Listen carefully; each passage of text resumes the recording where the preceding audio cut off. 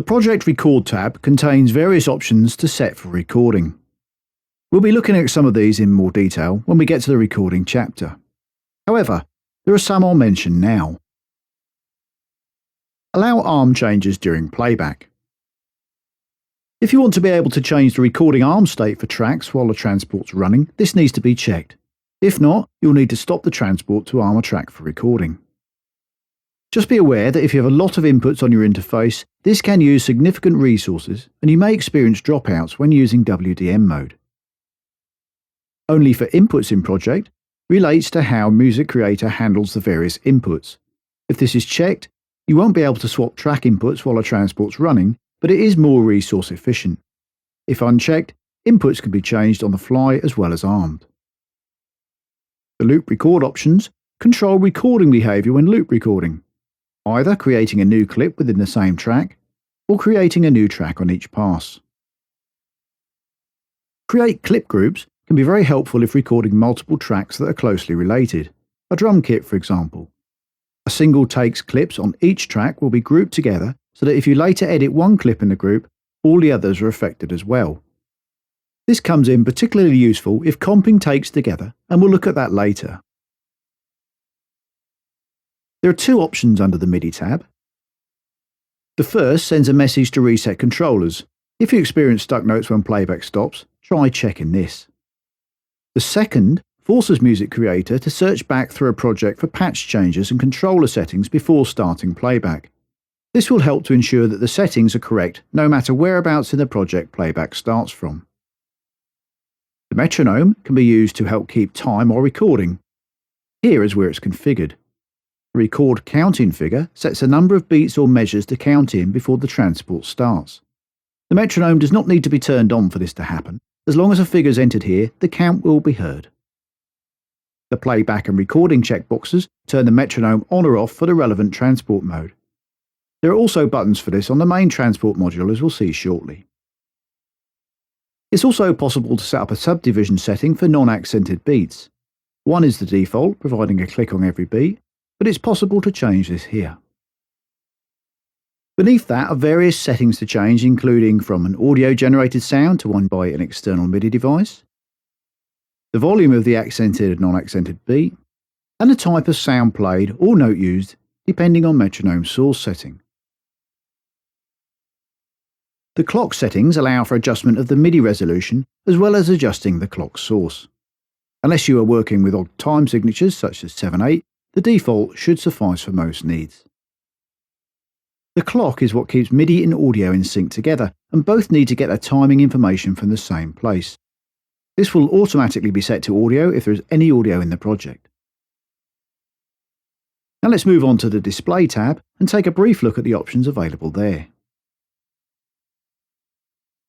Most of these options relate to various display elements that are fairly self-explanatory.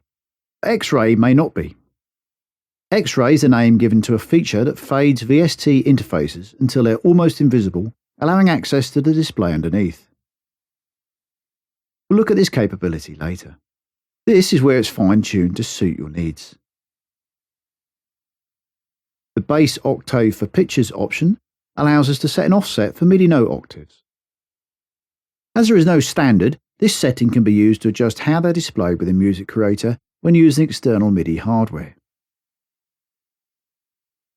The Color tab is where various color settings can be customized. Nudge adjusts the nudge resolution settings that can be used for nudging MIDI notes or clips by preset amounts. These are called up from the menus within the track and piano roll views or by using the keyboard number pad. There are 3 preset nudges that can be set up to suit.